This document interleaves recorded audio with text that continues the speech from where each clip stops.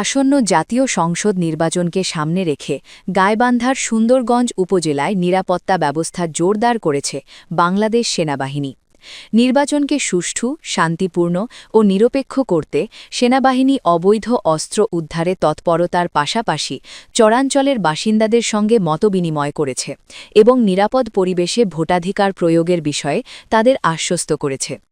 আমাদের গাইবান্ধা প্রতিনিধি মোহাম্মদ জাহিদুল ইসলাম জানান, ভোটের পরিবেশ সুষ্ঠু রাখতে সুন্দরগঞ্জ উপজেলার দুর্গম চরাঞ্চল ও নদীবেষ্টিত এলাকায় নৌপথে বিশেষ মহড়া পরিচালনা করে সুন্দরগঞ্জ আর্মি ক্যাম্প।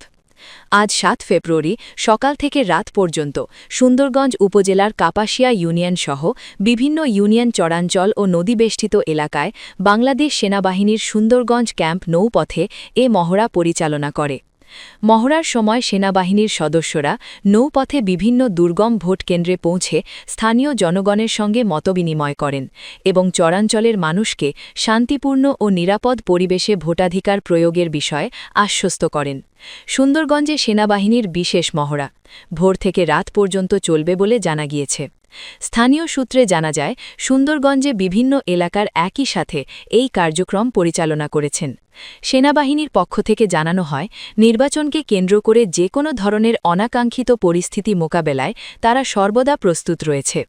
বিশেষ করে নৌপথ নির্ভর দুর্গম এলাকায় ভোট গ্রহণের দিন এবং তার আগ পরে ভোটারদের নিরাপত্তা নিশ্চিত করতে সেনাবাহিনী সক্রিয় ভূমিকা পালন করবে। স্থানীয় চরাঞ্চলের বাসিন্দারা সেনাবাহিনীর উপস্থিতিতে স্বস্তি প্রকাশ করে বলেন, নৌপথে নিরাপত্তা মহড়া ও সরাসরি যোগাযোগ তাদের মধ্যে আস্থার সৃষ্টি করেছে।